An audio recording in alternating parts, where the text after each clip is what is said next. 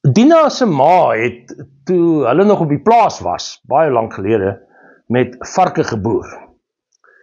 En as hulle nou Jode was dit moeilikheid soek.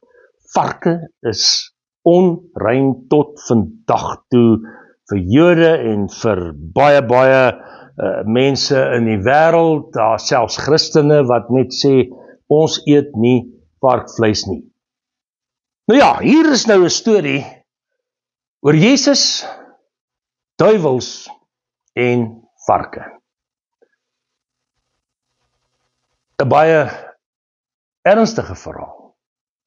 Eintlik met baie tragiese momente. Kom ons begin. Ek gaan dit uitlees soos wat ek lees. Markus 5 vanaf vers 1. Markus 5 vanaf vers 1. Die besetene van Gerasa. Die besetene van Gerasa. Dan het hulle, dit is Jesus en sy disippels, oorkant die see in die land van die Geraseners aangekom. Net toe Jesus uit die skuit klim, het daar van die grafte af 'n man met 'n bose gees hom tegemoet gekom.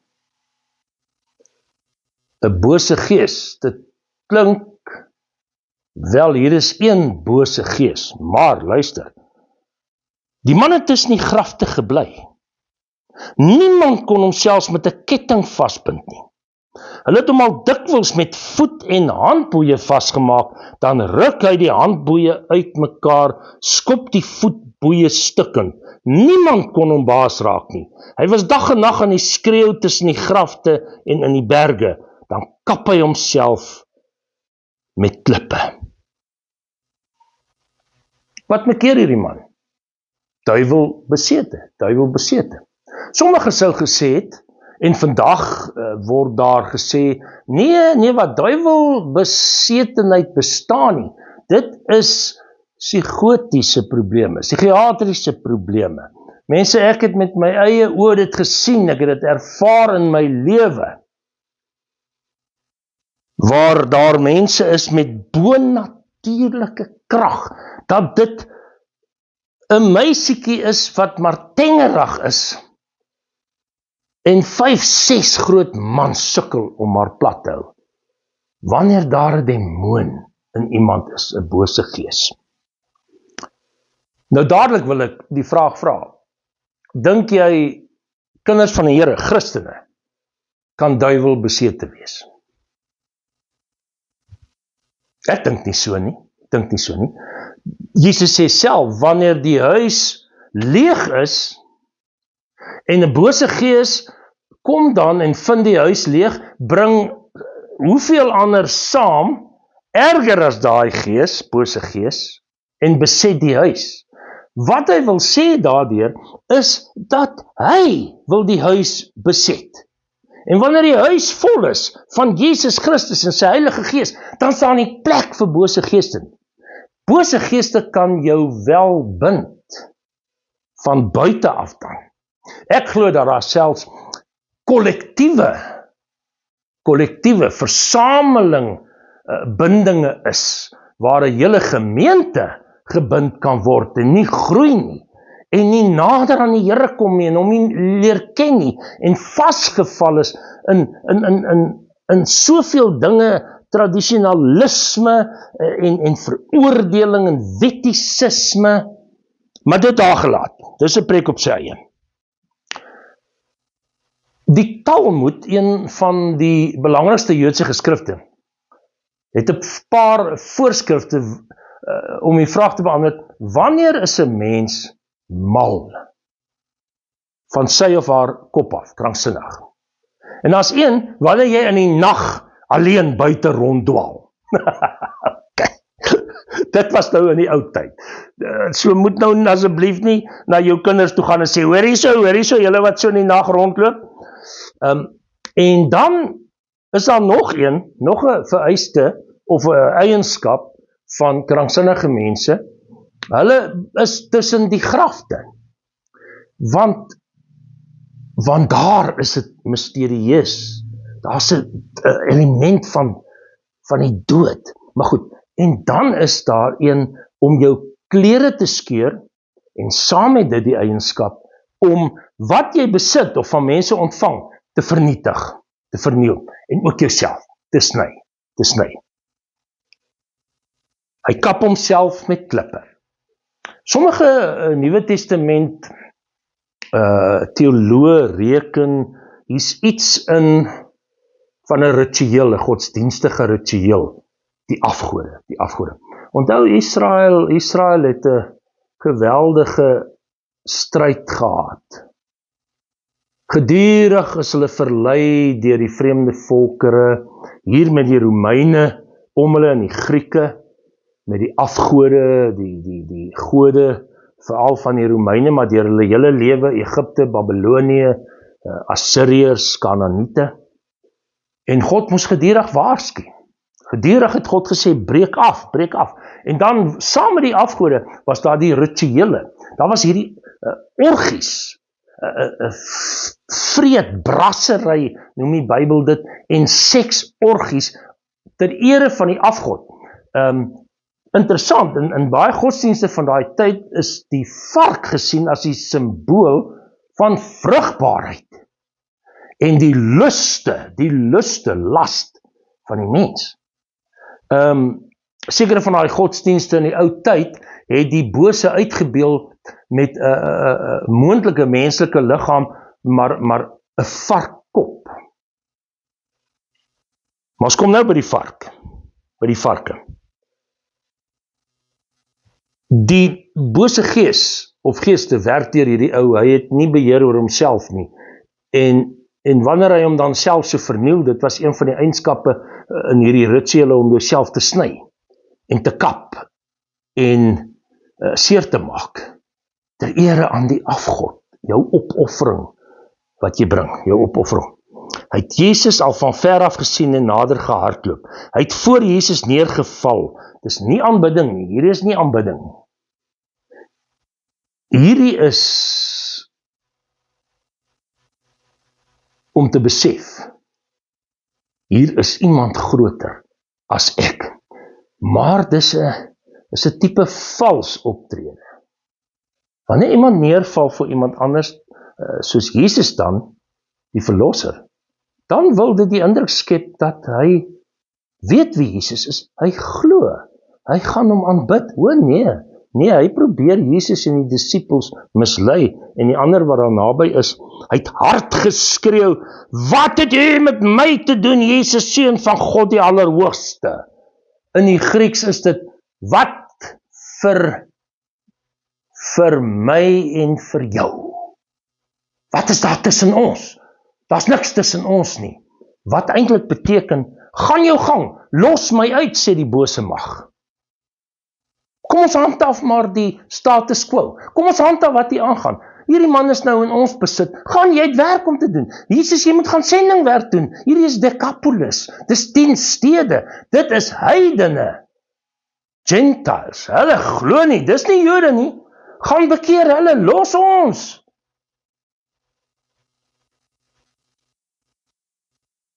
En dan ek smeek u. Kyk jy wat sê hy? Jesus seun van God die Allerhoogste. Maar hierdie is 'n demoon, 'n duiwel wat deur die man praat.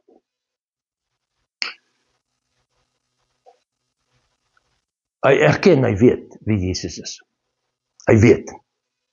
Hier het hy te doen, hierdie bose te doen met die grootste teestander van hulle lewe. Ek sê altyd, bose geeste en die Satan se bestaan, satanisme, is van die grootste bewyse dat Jesus die verlosser is. Anders sou daar nie satanisme gewees het, of bose geeste nie.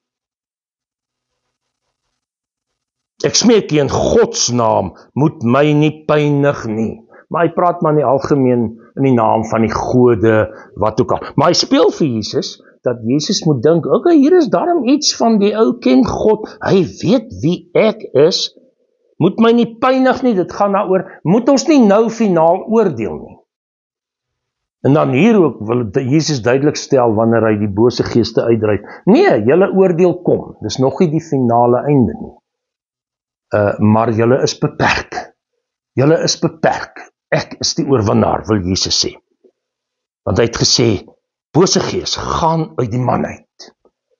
Nou, Matteus en Lukas skryf ook hieroor, en as die 3 evangeliste hieroor skryf, en die details stem baie ooreen, dan weet jy, hier is ware geskiedenis. Hier is fyn waargeneem die disippels en ander in die getuienis daaroor. Matteus sê, gaan. Geen oordrewe drama nie.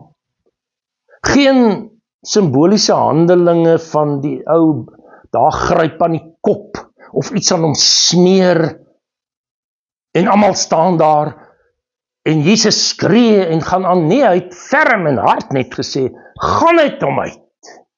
'n Enkele woord. En daardeur dink jy aan die skepingswoord van God, Genesis 1, en God het net gesê, in hierdie chaos en donkerte duisternis, laat daar lig wees. Daar was lig. God het 'n enkele woord nodig. Jesus kan genees met 'n enkele sinnetjie, met 'n enkele woord. Gaan. Miskien moet ons wanneer ons so bedreig word deur probleme, wanneer ons voel as versoeking, die bose tart ons, struikel ons, wanneer daar sonde is, negatiewe goed, net die goed neerskryf. Ons word nie nag wakker, en ons is besig met overthinking, ons voel die aanvalle van die duiwel, om net hard te sê, in die naam van Jesus, gaan, los my. Toe sê hy, net dit wil julle sê, in die ou tyd het hulle geglo, wanneer jy iemand se naam voluit noem, dan wil jy beheer oor daai een kry. Dit was so 'n magiese ding, magic. Jy sê, Jesus Christus, seun van God die Allerhoogste. Hy noem hom by die naam en sy titel, wie hy is. En dan het baie van die volkere geglo, dan sal daai een voor jou buig, want jy het gesag oor daai een. Nou kom Jesus en hy swaai dit om, en hy sê, nee, maar wat is jou naam? Jy het nie mag oor my of beheer nie, en hy sê, legio. Want ons is baie, en hier kom het uit, 'n legio is 'n legioen, het kon tot 6000 soldate gewees het, maar onthou, hier was 2000 varke, in die demone duiwels het in 2000 varke ingegaan, kon nou meer gewees het, 2-3 demone in 'n vark, want hulle kon nou vorm verander, en wat ook al, Paulus skryf ons nou, die Satan vermom hom, soos 'n engel van die lig. Die demone is ook nie gebind aan die aardse reëls, en so waaraan ons as mense gebind is nie. Legio, ons is baie. Ek wonder hoe bang was die disippels hier. Jesus is nie bang nie. Hulle skrik Jesus nie af nie. Hy kry beheer, hy kry die naam van hierdie demone, legio. Hy het beheer oor hulle. En toe die man, die duiwel deur hom, die bose gees, ernstig gesoebat, om hulle nie uit die landstreek uit weg te stuur nie. Daarna het in die berg 'n groot trop varke geloop. En toe die bose geeste Jesus gesmeek, stuur ons na die varke toe, dat ons in hulle kan invaar, en hy het dit toegelaat. Hulle het uitgegaan en in die varke ingevaar. Die hele trop van omtrent 2000 het op loop gesit teen die hang af. Die see in hulle het versuip. Nou wonder mense, is daar 'n SPCA, dierebeskermingsvereniging, daai tyd was het Jesus les opgesê, hoor, hulle sou dadelik 'n klag gemaak het. Nee, julle moet mooi verstaan. Varke was vir Jode onrein diere. Vir baie volkere was dit 'n onrein dier. Vir baie ander volkere was dit nie. Egiptenare het geassosieer met die vark as 'n simbool vir sekere van die gode, Isis byvoorbeeld, en by die Romeine Hera, maar dit was vir Jood verskriklik vir 'n Israeliet. Nie net omdat hulle nie regtig daai tyd geweet het om varke reggaar te maak nie. Dit lyk vir my daar was maar baie varkmasels en so, maar om anders te wees. Onthou ons lees in Levitikus van hierdie varkverbod. Jy mag nie varkvleis eet nie. pork, bacon, is uit. Dis uit. Soos ek sê, as baie Christene wat dit vandag nog doen, kan ek dadelik sê, dis nie nodig om op te hou om varkvleis te eet nie. As jy dit nie wil doen nie, dis 'n saak van jou gewete.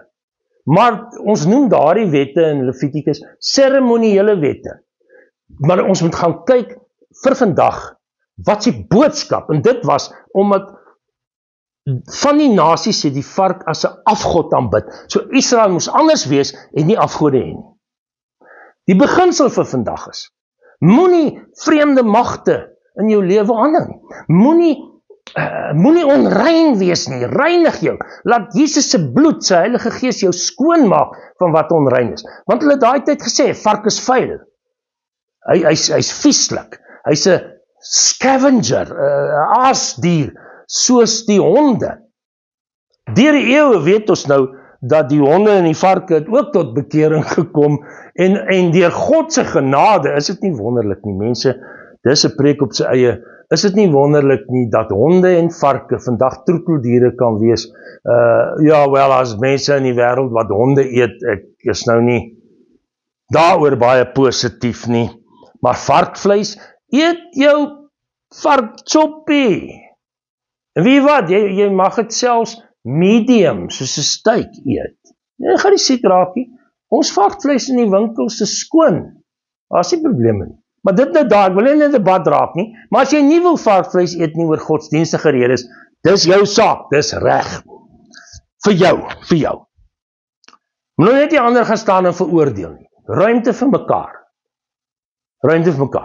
Maar goed, varke was onrein, en hierdie was heidene, gerasa.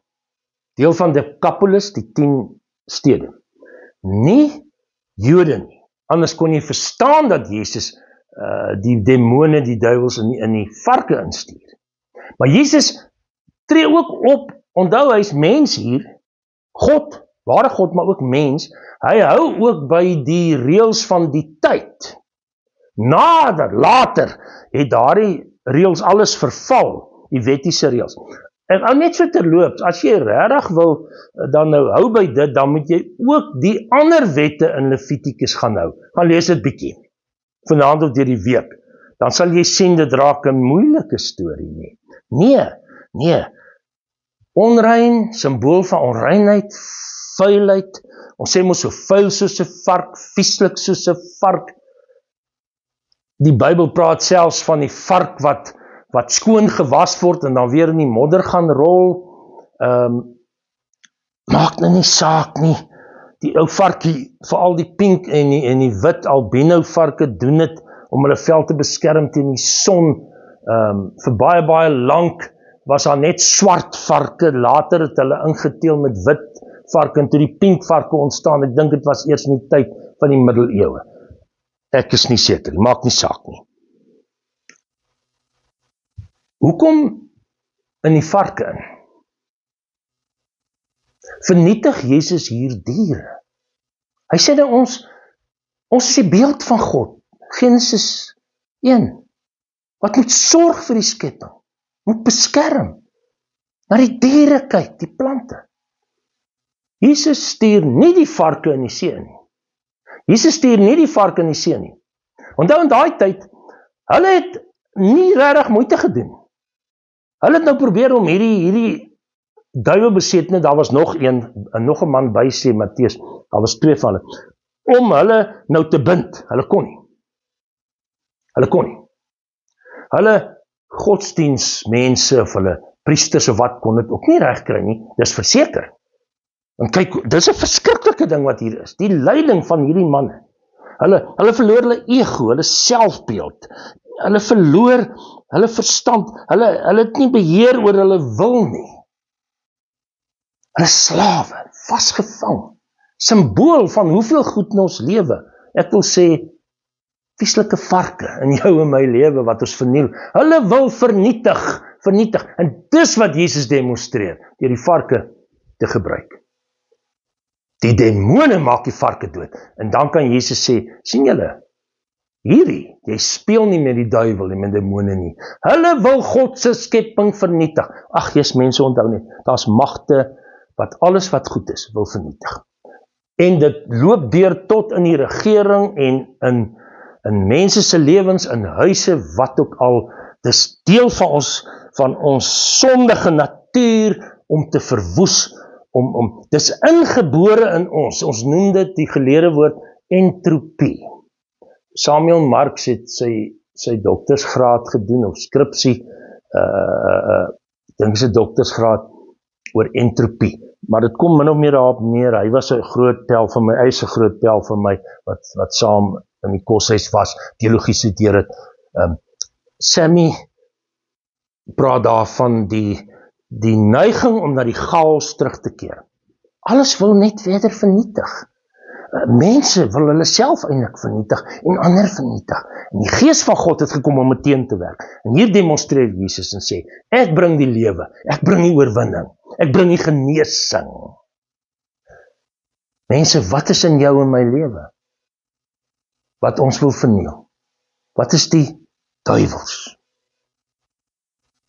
Wat kom neem van ons besit? As jy nie in die grip, in die beheer, of ek wil die woord grip, hou vas op jou.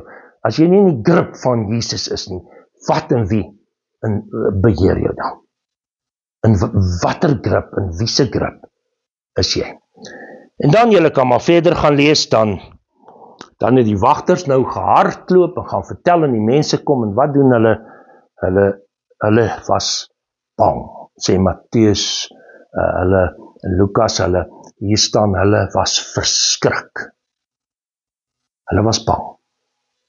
En dan vra hulle Jesus. Wat vra hulle? Here, wag. Meneer, wag. Kom, ons het siekes. Ons het probleme. Ons godsdienst werk nie. Ons afgode werk nie. Hulle sê, gaan weg asseblief. Soos Jesus die demone uitjaag, jaag hulle hom eintlik uit hulle gebied. Geen geloof, geen verwondering, geen dankbaarheid. Is dit nie tragies nie? Is vandag nog so in mense se lewens. Ek en jy, hoe dankbaar, hoeveel waardering het ons vir wat hy ons gee. En toe kom hierdie man en hy sê, wat van die duiwel besete was, hy het aangedring om saam met Jesus te gaan, want hulle kry hom toe daar, waar hy die klere het. Hy het klere aangetrek. Jesus het gesorg dat hy klere kry. In die ou tyd was dit so, as jy iemand clothe someone, dan sê jy, ek neem vir jou verantwoordelik, ek neem jou aan. Wonderlik nie. Hy sê, jy's nou een van myne. Sê die man dan, maar dan wil ek saam met u gaan, 'n disipel word. Sê nee, gaan na jou familie, gaan na jou onmiddellike omgewing, gaan getuig. En dan lees ons op ander plekke dan in die evangelies, hoe Jesus later weer daar na die area kom, hulle het 'n dowe na hom gebring, daai Decapolis, die 10 stede. Die woord het versprei, verseker van hierdie man. En wat doen Jesus? Hy laat hulle nie in die steek nie. O ja, net dit sê, hulle varke weeg swaarder. Die geld van die varke. Hulle inkomste dan, of wat ook al, is hulle sekuriteit. Jesus beteken niks. Wat weeg die zwaarste in jou lewe? Is jy bereid om alles prys te gee? En te sê, al hou ek net Jesus oor. Job het gesê, al wil God my doodmaak. Hy het alles verloor. Nogtans hou ek aan God vas. Ek sluit af. Jesus laat hulle nie in die steek nie. Here, wat gee hy vir hulle? Hy gee vir hulle eerste sendeling. Missionary. Hierdie man, met wie die duivels gedryf is. En hy gaan om die evangelie, die goeie nuus, te vat. Die evangelion. Angelos ook wat beteken 'n boodskapper van God, 'n engel. Hy gaan en tree namens die hemel en namens Jesus op. Mense, daar is soveel probleme daar buite, daar is soveel mense wat in besit geneem is, deur soveel probleme, versoekings, ellende, swaar kry. As die Here jou aangeraak het, gaan. gaan wees die een wat namens hom gaan sê, gaan uit hierdie mense uit. Amen.